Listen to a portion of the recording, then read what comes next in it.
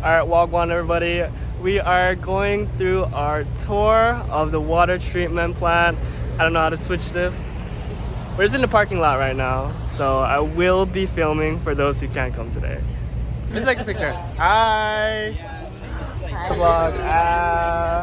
Mia, how to get in? You know how to get in. Hey. And we're going to walk down to the facility and then divide up into two groups.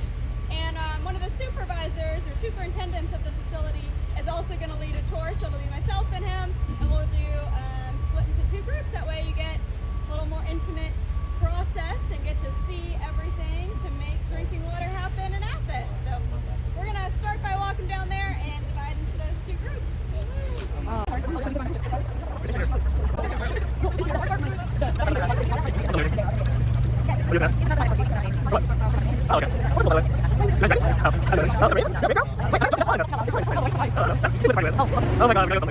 I don't know what's going on though. Where is she?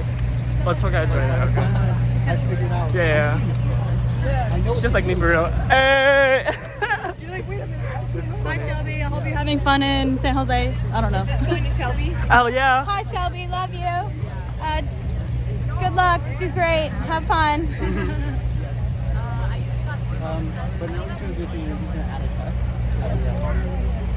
Are you going to video the whole thing for Shelby? Hell yeah. This is hilarious. Yeah, I'm vlogging. Shelby, you're so lucky to have such a great assistant. Oh my god, thank you. That was trying to come up with.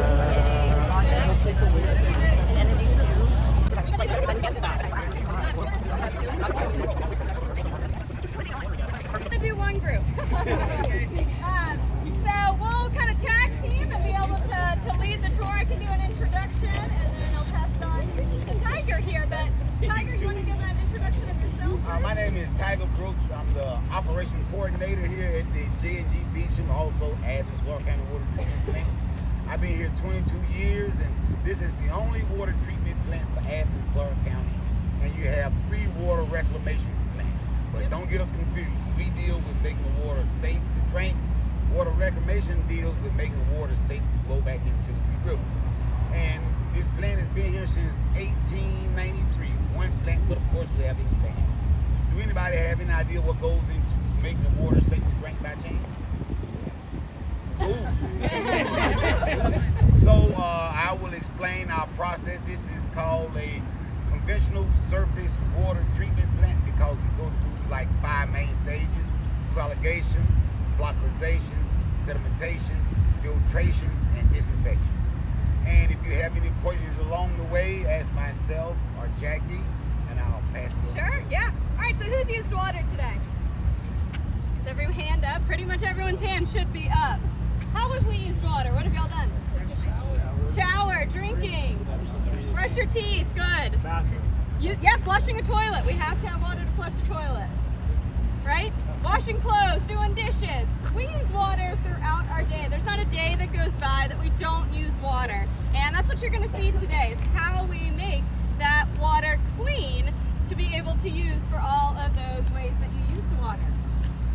Anyone know where our water comes from here in Athens? So you've got 3 drinking water sources. Any idea what those 3 sources are? Huh? The Oconee River? There are 2 branches of the Oconee. Any guesses? You're right with that. Not east and west. You're North and south? Close. North and south? North is one. Oh. So North Oconee River is actually right over this tree line here. If y'all have ever been out to Sandy Creek Nature Center and walked along the Greenway, that is the North Oconee River. You've also seen, if you've ever gone to Dudley Park or Mama's Boy over on Lexington, right behind there is the North Oconee River. So the other branch is called the Middle Oconee River. That one, has anyone been over to Ben Burton Park before? Or the Botanical Gardens? Yep. Or floated down like big dogs on the river? That is the Middle Oconee River. And they come together to form the Oconee River out kind of near Whitehall Forest. If you've been out to Millage, at the very end of Millage, there's Whitehall Forest. That is the confluence of those 2 rivers. So those are 2 of our sources. Any guesses on the 3rd source? Speak up, I didn't hear. Groundwater? Groundwater, not groundwater, no.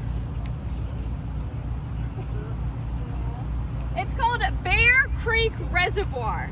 So we have a reservoir, and we share that reservoir with Jackson, Barrow, and Oconee County. And that can hold about 5 billion gallons of water. And I believe we own about 44%, 50% of it. So that reservoir we will use. Now, depending on kind of the day and the weather conditions would determine which source we are using.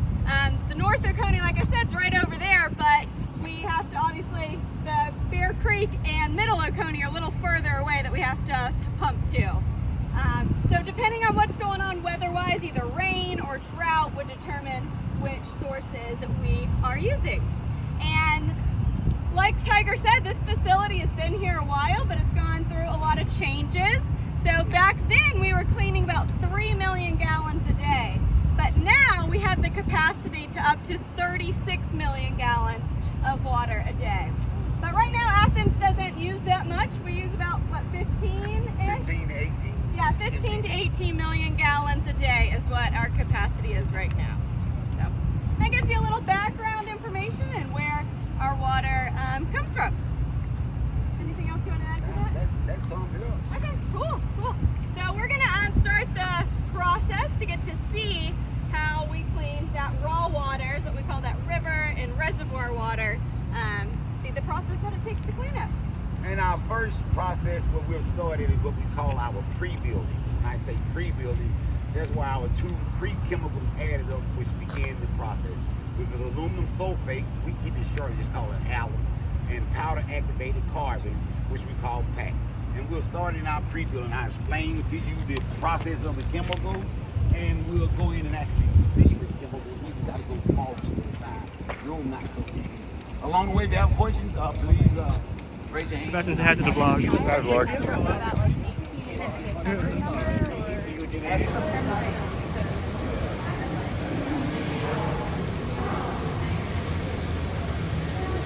What is this?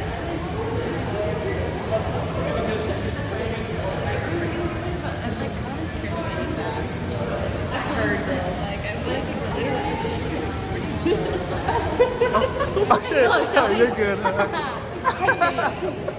Dispensary. What we use the powder activated carbon was a good question.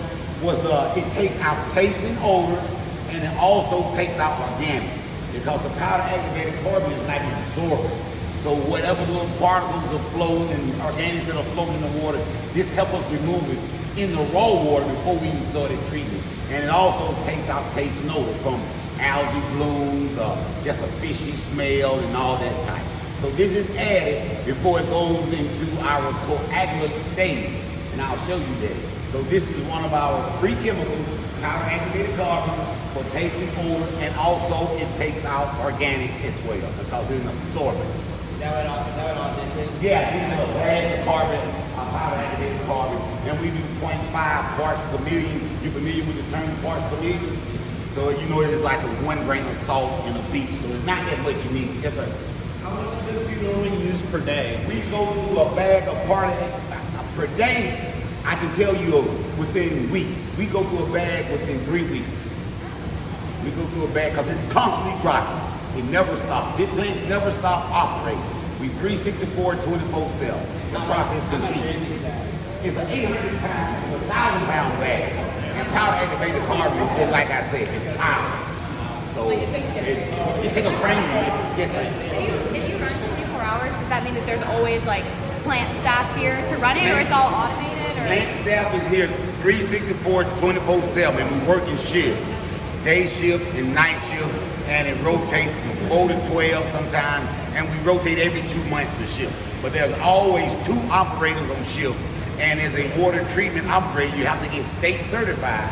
So you got a year to go past state exam, but Clark County provides all schooling. Clark County pays the test. Clark County pays for room and board, breakfast, lunch, and dinner. All you got to do is study and pass the test. And the number is passed with a 70. A 70 is a 100 to me. All I want to see is a pass.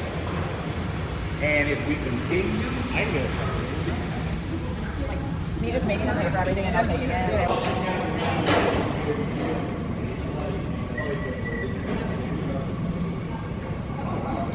Got it.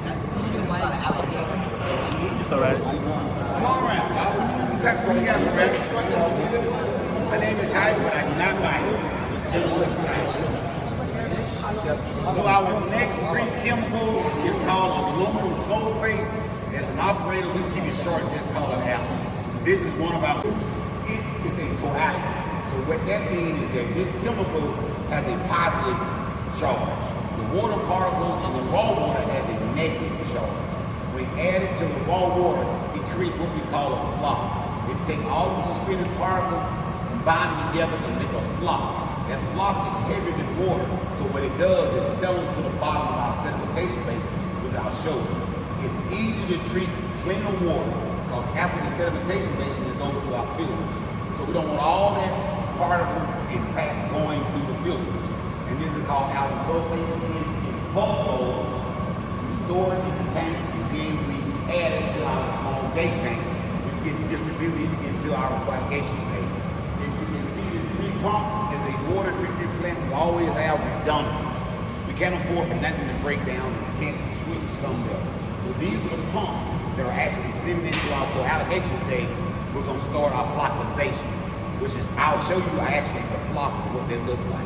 So these are our 2 pre-chemicals.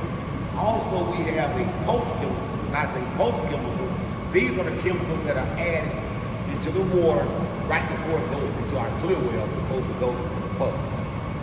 Any questions so far? Yes, sir. What's it called? Like these little like orange things, like are they for pressure? Like these little like orange things. Right here. Yeah. That shows us the level. Okay. That shows how much in the tank. And also we got a digital display. Just in case the digital display goes out, you see tank 1 and tank 2. That shows us the level. Right now tank 1 should be like a negative, because we get it drained out for inspection. Gotcha. And then you got the day tank. That shows the level. Right? Yes, sir. Does it get added constantly throughout the day, or is it specific times? Okay. You cannot operate without this. If we didn't add the alum, we would be putting straight raw water into the sedimentation basin, and all that raw water would go into our filters. We would call them to clog up the time. So we got to get as much particles out as we can, and we know that by running what we call jar test and seeing. We can take a test about settle, and see what the turbidity is. Yes, sir. How do you dispose of the sedimentation? I'll show you. It's in the sedimentation basin is what we call a sludge. After floc settles to the bottom, it's called sludge, which is the waste product of all the particles. In the bottom of the sedimentation basin is a big sludge drain. In the bottom of the sedimentation basin is a sludge sweep. It goes around that basin every so many minutes, pushes all that sludge down into the drain. And I'll show you our holding lagoon, which is in the back of the plant. That's where all the sludge and from the basins and the filters get put. And we get that lagoon dredge, which means dug out every 7 years. They'll come and clean all that out, dry, and take it over to the landfill. And we will continue. Anything you want to add, Jackie? Jackie, could you come get the door for me for the Hell yeah.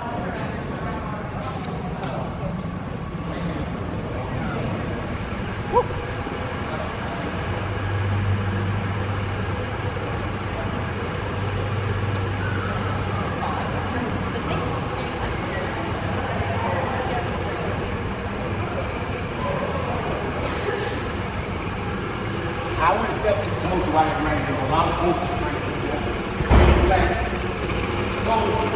so hypochlorite is actually a post-chemical. Simple name for bleach. This is what kills the bacteria in the water. We use it for 2 purposes.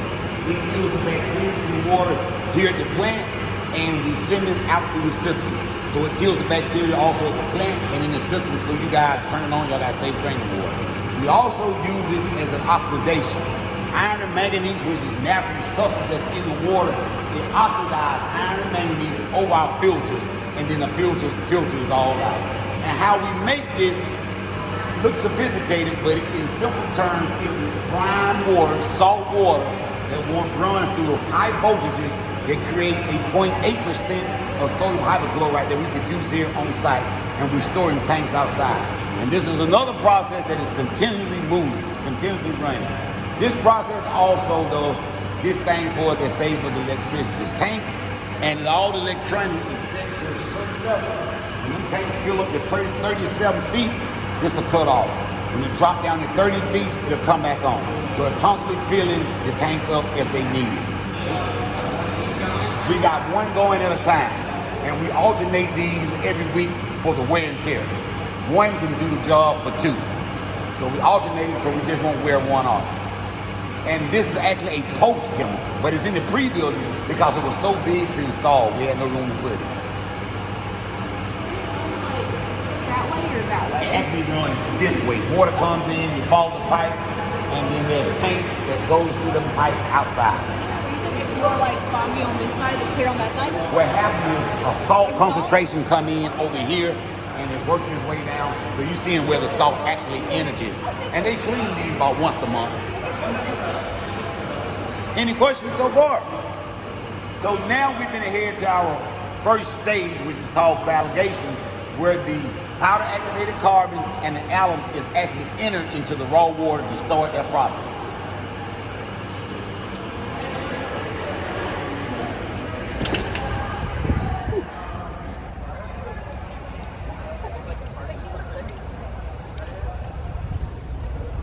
That means some nice out. We might can fit everybody up here.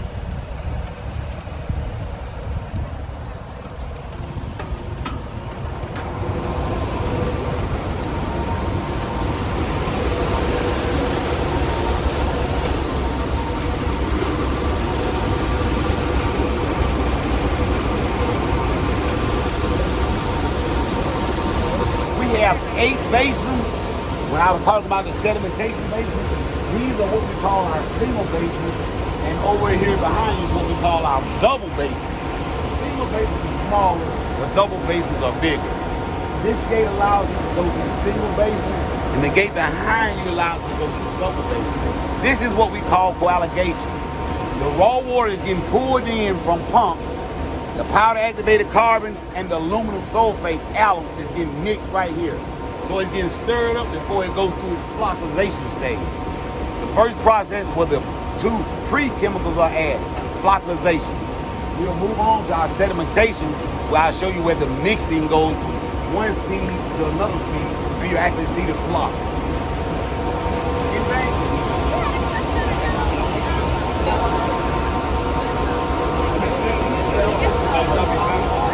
I know, I'm hoping not to, dude. I have like a claw grip on this bitch. You gonna use it to it?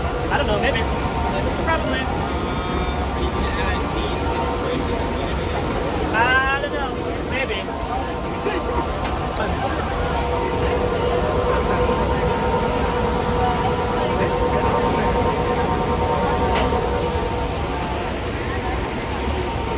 About the 2 pre-chemicals, we have 4 post-chemicals which is added before it goes into our clear well. So hypochlorite is a post-chemical. Liquid lime, it controls our pH of the water. Is this ring? What you guys going to school for by chance? Environmental engineering. So it's in this kind of like ring the bell when I talk about pH and things of that nature. So we keep the pH in the tap at between a 7.30 and a 7.5. You know, when it get in the 6s, it get acidic, and it get in the 8s, it get basic. So we treat the water with a 7.30 to a 7.5 in the tap. We get it in bulk loads, as you see. We add fluoride to the water for the teeth for the younger generation. Now, there's been an ongoing fight about fluoride, if y'all hadn't read it.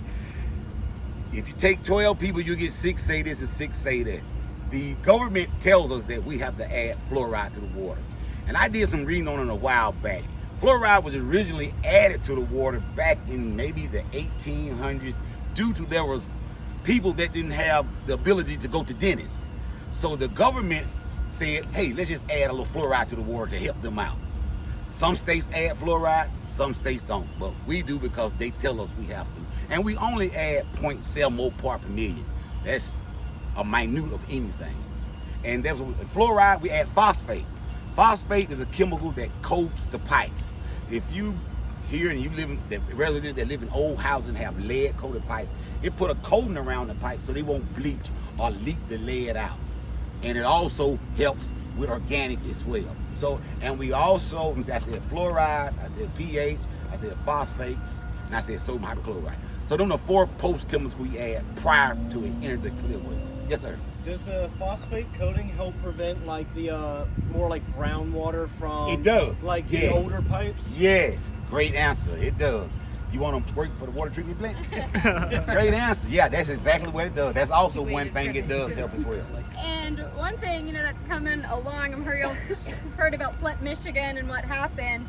There is an updated lead and copper rule that the EPA has recently put out that now all of our utilities and anyone providing water is going to be following. So that's coming down the line for us, and then one of the first things that we have to do is an inventory of the entire system, but not only our distribution system, so our infrastructure, but now going into private homes and schools and businesses, daycares, to make sure that there is no lead or copper piping or infrastructure in there. And if there is, we have to identify it with that owner and then work with them on replacing it, is what I've been told. So it's going to be a long process coming down the line, but you know, ultimately very good. That and these are not just daycares per se. When you see a school, a resident can have a daycare.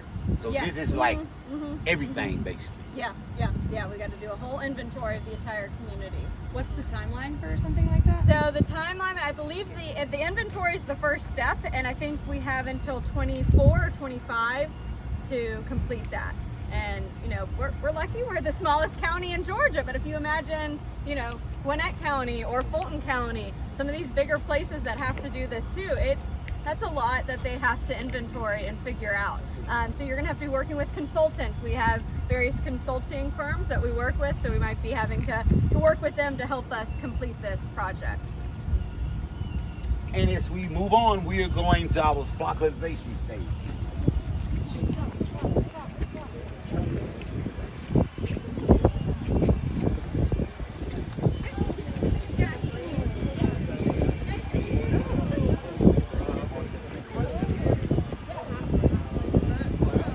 So these are what we call flocculizators. Have you ever seen pictures of like the old boats, like Mississippi boats and things of that nature with propellers in the back of them? That is what's stirring the water up right here in our flocculation chamber.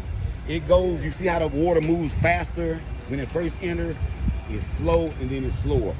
What it done is creating that flock. It's making that alum and the particles in the water collide. And that flock, if you can, it's an overcast, but as you get down to this last flocculation basin, you look closer, you see little white spots, little white specks. That is actually the flock, and you actually see the propeller right there. If you walk down, you can see that.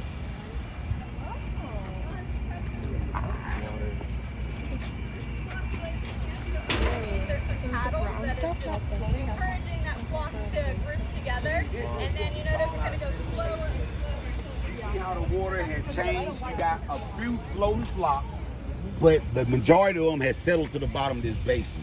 You see that device right there? That is what I was telling someone about the sludge sweep. Somebody was asking where it goes. That arm right there, below that arm is a big sludge drain. And this sweep goes around this basin every so many minutes and pushes all that sludge that settles at the bottom into our holding lagoon, which is in the back. How deep is it? This is about 12 to 13 feet deep. And we got 8 of these. These are the smaller ones, and the doubles are the bigger ones. They all do the same thing, but we can pull more water in from that side.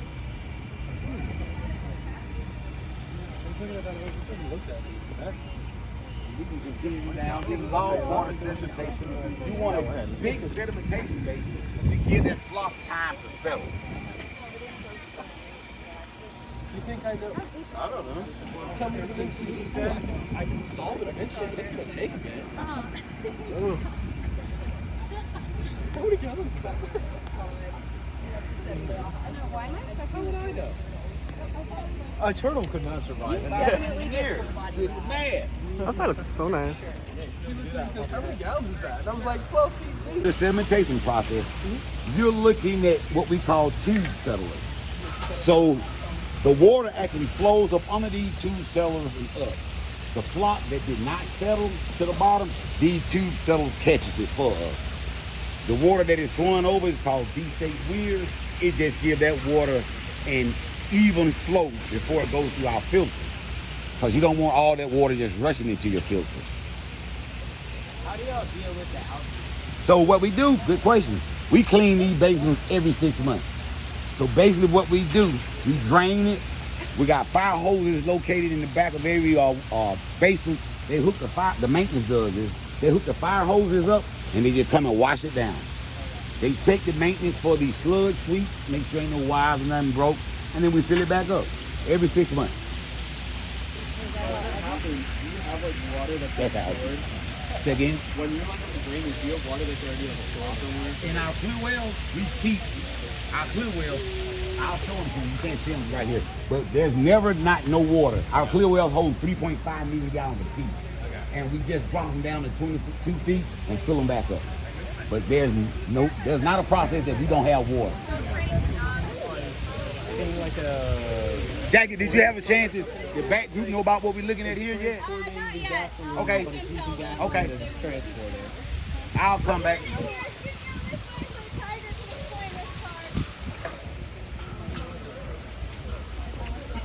So basically what you're looking at is still the sedimentation process. What you're looking at on top of the water is what we call tube settlers. The water actually flows up underneath the tube settler, and whatever flock that did not settle, these tube settlers catches it for us. The water flowing over the weirs are called V-shaped weirs. They just give us an even flow of water to go into our filter, because you don't want the water just rushing into the filter. So that is all part of the sedimentation. Next step is our filtration. Excuse me, sir. I have a quick question. Yes. Does the water rise up out of there to like catch the flock moving upward? Yes. Okay. Yeah, the water actually goes up under there and comes up through it. Exactly. We got enough room to everybody gather around and take a look and see. Yes, sir. How do y'all prepare for like storms and stuff? Storms, we don't get enough rain to maybe flood the basin. Right. And the basin's on what we call a bubbler system. The more water that goes in the basin, the more this filter will filter. So Jackie had told you about like the 3 sources. If we have a lot of bad rain, heavy rainstorms, what it does, because we are a surface water, we pull from the river. That river will get what we call turbid. All that runoff, all that storm water will go into the river, will cause turbidity. Anybody familiar with the word turbidity? Mm-hmm. So in order to treat that water without using a lot of high chemicals, we'll blend with Bear Creek, our reservoir. That reservoir pulls in actually from our Milocone source, but a reservoir is so big, the water that is drawn into it, everything on top settles to the bottom, and we pull from the top of that reservoir, which is clear water. Like their turbidity, even during rainstorms, maybe get to a 3. Our turbidity can get up to 200. So to prevent using a lot of chemicals and all that, we just do a blend. We'll bring more Bear Creek in and less of Coney in. And these are filters, natural filters. It's 26 altogether. 24 inches of anthracite, 12 inches of sand, 36. The anthracite is on top, and what is anthracite is like ground up pieces of coal, and it acts just like the powder activated carbon. It acts as an absorbent. You like filters you guys might put on your taps and filters you see in your fish aquarium, but this is it on a massive scale. So the water is actually sucked through these filters. It cleans out just about all the organics, but what it don't clean out, we hit it with sodium hypochlorite, also over the filters and also in our clear well. We wash these filters at 175 hours. We keep it on computer and we keep it wrote down. And how we wash it is that a console is in front of every filter. It's all automated. You push a button that has initiate, and what it does, it drains this water 1 foot below that trough. Because you have to have water in the filter to clean it. After it drains below 1 foot below the trough, the influent valve will close. Water will quit coming in. It'll drain it 1 foot below the trough. The drain will open, drain out all the water off the trough, and air scour, which is air, will be blown up through these filters, put all the particles in suspension for 3 minutes. After 3 minutes, a backwash pump will kick on. That is the actual water we make at the plant. Washes all the suspended particles into the trough and into that hole in the lagoon back there. And it does it all automatically. Once it goes through 4 minutes of backwash, The influent valve open, fill this filter back up. This filter will sit until it reads turbidity drop below a 0.20. Once it drops below that 0.20, it'll put itself back in service. But we also have to be out here to monitor that, because like any piece of equipment, anything can happen. Operators check each building, our pre and post building, and walk the plant every hour to make sure that all the equipment is running, nothing is stopped, no leaks. We have an alarm for any equipment that might turn off unsuspectedly. But once again, like anything else, machine is a machine. It could break down, and if it cuts off, if you don't hit an alarm, you will never know. That's why we always walk and check the plant. Yes, ma'am. Do you, so there's a bunch of them, they all like, do you like, what's the word, stagger when you clean them? So like, this one's being cleaned, but those are still running? Right, exactly. All of them got different hours. So if some of them have closer hour, what we'll do, we'll wash one early or wash one late to keep the stagnated time between filters. Any questions? When you mentioned that we pull from the reservoir under storm conditions, does that also apply to droughts? So like Yes. either extreme weather? Yes, yes. But otherwise it's the 2 Oconee? Yes, it's North Oconee or Middle Middle? Oconee. Yes. Yes, sir. What's the point of the trawls? The troughs is to study the widen the basins on the side, and to hold the water when we drain it down, to see stuff, to make sure that it's good and clear when we do drain it down. And we do filter maintenance every 6 months like they do the basins.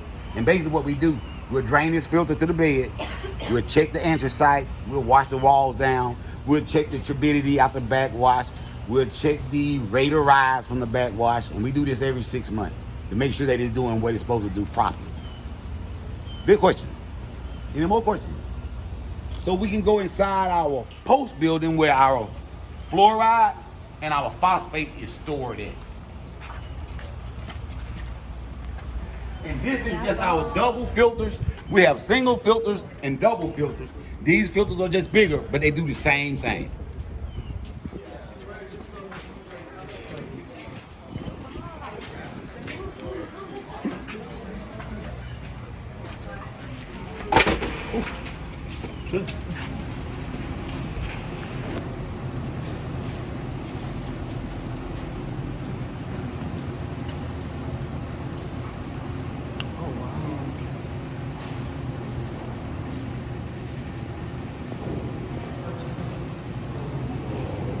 You can all squeeze in.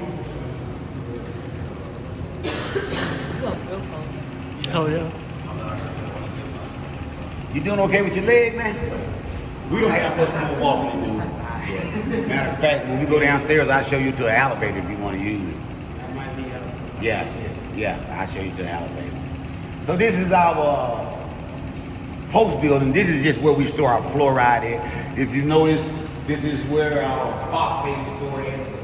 Let me do that pump pipe. 2 pumps. You always have everything that's back up. Containment wall, so if for some reason we have a spill, it won't go anywhere. Fluoride is very acidic, if you didn't know that. Fluoric acid is what it's really called. And we got containment walls.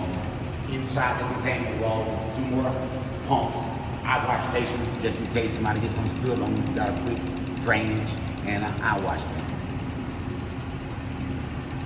Any questions so far? We got upgraded in 2008, which means, when I say upgraded, when I first started in 2000, everything that I showed you guys was not bulk loaded, like the line. We had line, we had bags. So we got what we call a SCADA system. And that is a system that anytime an operator needs to adjust the chemical, bring more water in, send less water out, all they gotta do is punch a button. When I first started, when we had to bring more water in or less water out, you had to adjust your chemicals to whatever percentage you went up to. So you went up to 10%. I would have to go out to that machine, look what's on the dial, and do my calculation, 10% of whatever. Turn it up, catch it in a cup, and weigh it on the scale, and bring it in and do my paperwork by calculation. Wow. But now, all they gotta do is push a button, and it does it, and it calculates it all on what we call our hop. I tell them, you guys got it made. The pumps we have now, the raw water pumps that bring the pumps in, are variable speed pumps, which means if I want to bring in 13 million vices 10 million, I just push some numbers and wait till I see my rate increase to where I want it at. You're good to go. When I first started, you had just comfortable speed pumps. So you had to pick out whatever pump you needed to get that amount. And it might be too much or not enough, but you just had to go with it. But now everything is push button right to what you need. And this upgrade came in 2005 to 2008. That's when we increased the rate from that 3 to 36 MGD. And what happened was that they do a study every so many years, and they predict popular growth. So in order to keep up with the population, the plant had to increase. And plus we needed the technology. Where we was like dinosaurs from 2000 on back to now. I mean, it's like high tech to me. I never seen that. We learn everything because I'm computer savvy. So for the younger generation that is computer savvy, you guys are falling in right in place. Here at the water treatment plant or even the water reclamation plant, you can walk in this field without knowing nothing about water. I knew nothing about water. I was a deputy sheriff for 4 years. I came in not knowing nothing about water. They trained me. And once you learn your water source at every plant is slightly different. But the process of treatment is the same. They're gonna use lime, they're gonna use alum. That depends on if you got groundwater or surface water. You know, groundwater is of course different. It's already on the ground. It's not, the environment doesn't affect it like source water, like surface water. So once you learn your source and you get your state license, your class 3, you can work in anywhere in the state of Georgia, anywhere. You don't have to take that test over again. We got to keep our license updated every 2 years. So we got to go to school, learn the new technology. Add Clark County pay for all of that. Any questions so far? Anybody ready to work at the water treatment? I'm recruiting right now. So before we leave, I want to see some volunteers come on over. Go to add the Clark County job, add the Clark County /job and look for the water treatment position. If you see opening, apply for it.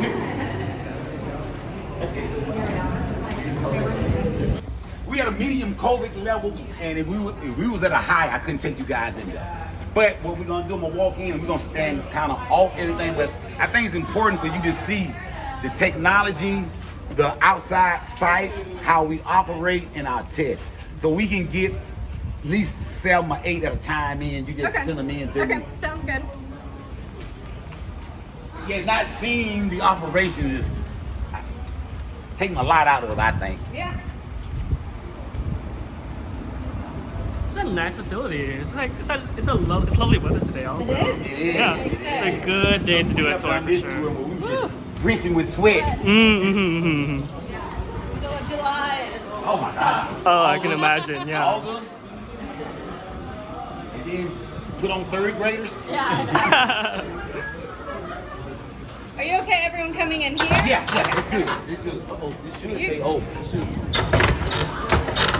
I got it. I'll hold it. Yeah. Thank you. We'll stage everybody in here, and this is just same as outside, but as you see the sign, this is an historical part of the building that they didn't do a lot of interior work, like these handrails. I think they're basically since 19 something. They just repainted them there.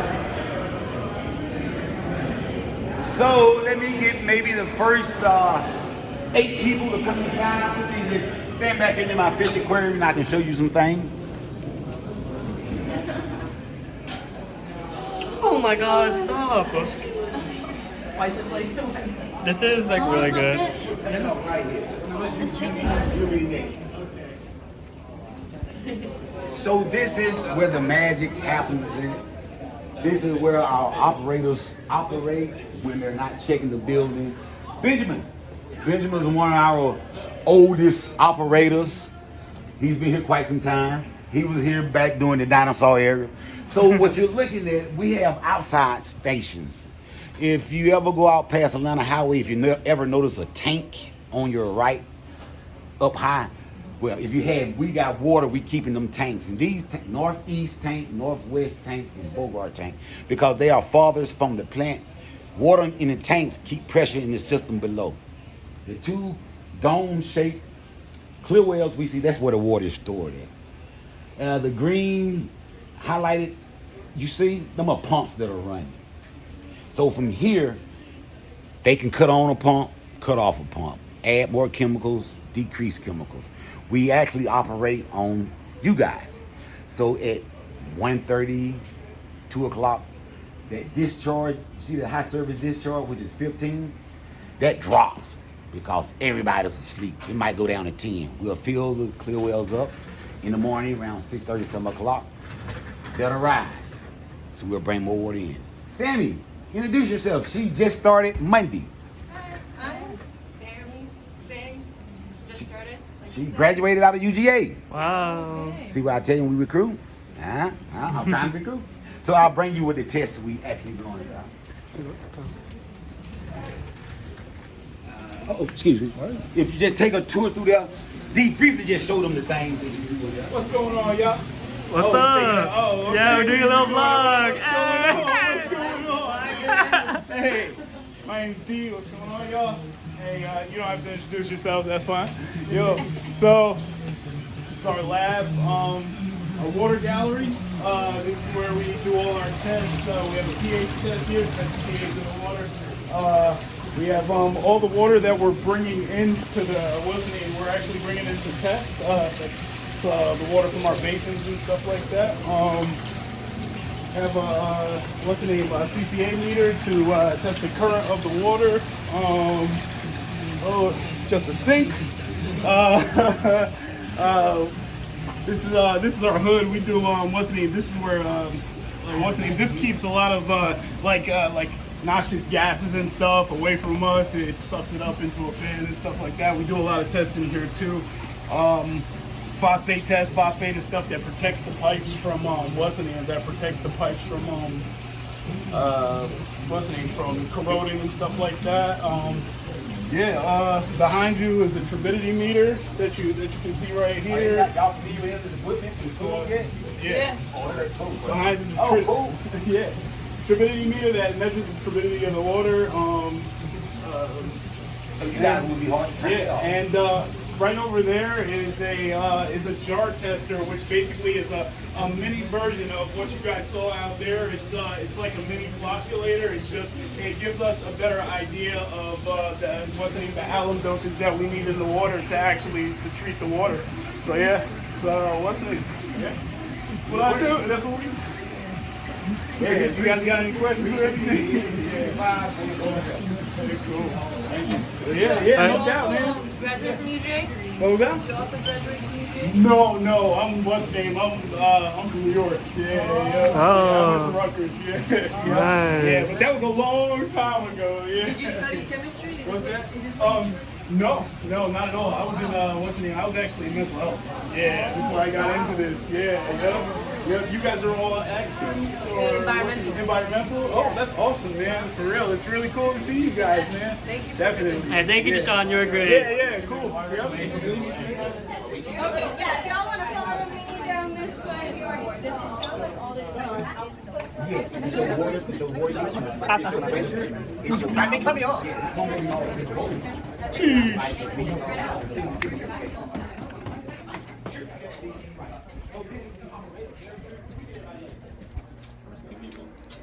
Dana went to the bathroom. Oh, okay.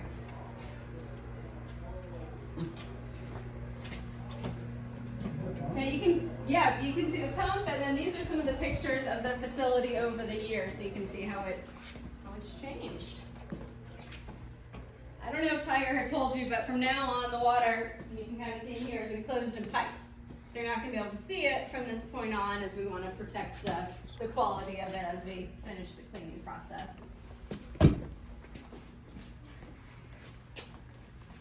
So these are the pumps that move the water around the system then? I think there's some of them, they just have them on That's from display. 35. Yeah. Wow. I'm sure they've been updated as well. We'll be able to see some towards the end. That looks like a pig. That's it, yeah. Wow. A lot of us did say that, yeah. Did you have those yet? What an astute observation.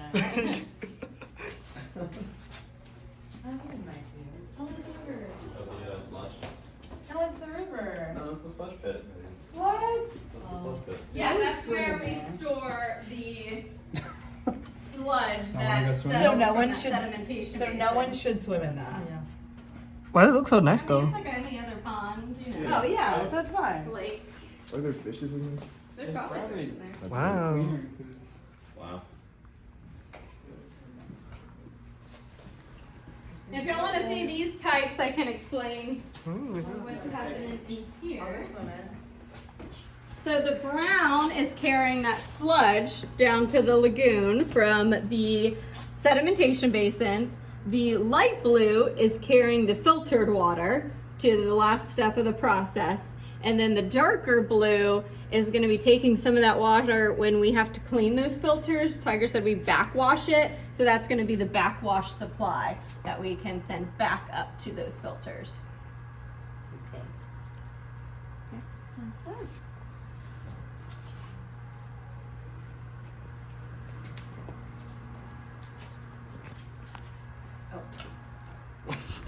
I'm gonna be talking about the holding lagoon. That is the holding lagoon. That's where all the sludge ends up at. The sludge is heavier than water, so it sinks to the bottom of that lagoon. We run tests out there every month to make sure, because you see that, we call that an overflow. That overflows back into the river behind our pumps. So we test that every month and have to send it off to the state. For E. coli, for chlorine, for aluminum, for phosphate, for pH. So if we ever overspec with that, we would get fined. But we test that every month. That is called our holding lagoon. And I was talking to my man with the boot. If he doesn't want to walk down to the high service building, you want to hang with him? Yeah. We could walk. Yeah, y'all can get, yeah. So what we have here, you see the two domes? I was just explaining that we're never out of water. Them two big white domes are what we call our clear wells. That's where the water goes after the post chemicals. They hold 3.5 million gallons of water apiece. So there's never a period where Athens, Clark County won't have water. Gotcha. And after that, we're gonna go to our high service building. High service building is where the big pumps that sends the water out to the public. And we also make sure that you guys got the right amount of pressure you need. So when you turn your faucets on and everything, you got pressure. When the fire department hooks up to the fire hydrant, they got enough pressure to put out fire. And these pumps is just like everything else. They never stop running. We alternate them for wear and tear. We also have a maintenance crew that keeps everything in order. They work from 8 to 4:30 and weekends off, except but on a Sunday. A maintenance operator that is on call will come in and check all their facilities every Sunday. They keep all the equipment up. If we have any breakdowns or malfunction, that building is where the maintenance crew work at. They will come in and they will repair it, even on weekends.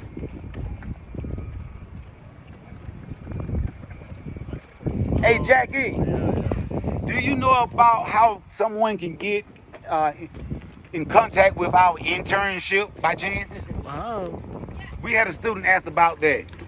If you would get with Jackie, she can explain how to get to the internship.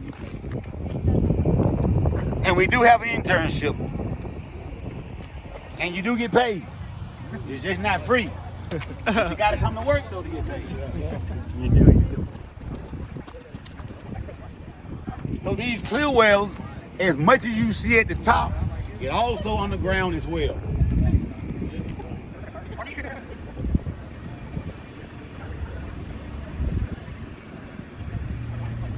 How deep or what is the depth of the water all the way in the clear wells? I can't give you the specs. I have to look at the blueprints, but like I said, if you figure they hold 3.5 million apiece, it got to be pretty deep. Yeah, for sure. All right, cool. So now, this is the high service building. It's kind of loud. We got ear protection. We won't be here long. If you want some, it's right on the wall. And if you don't want to come in because of the noise, you don't have to. I just like to show them. Basically, after it leaves the clear well, everything is underground. This is what sends the water to the public and also the pressure.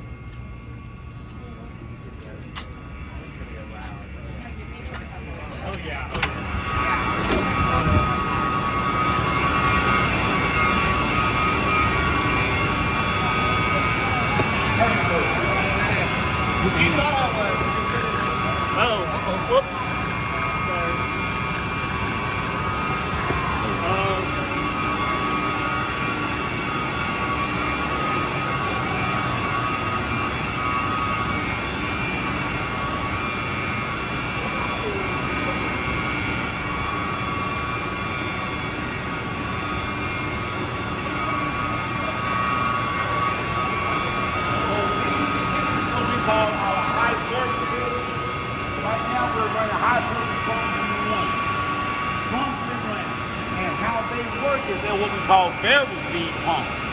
With the skater, we can set our pressure to be 120.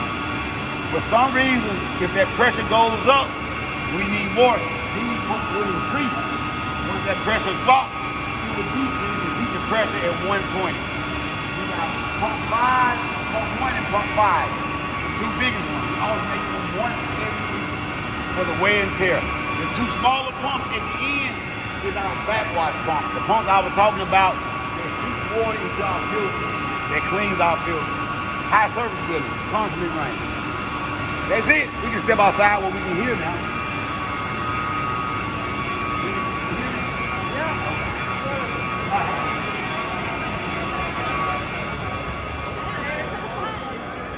Sorry, Dana, sorry. Earplugs from the water treatment plant. Treasure them. Always remember. Yeah. I was saying. So that's basically the end of the tour.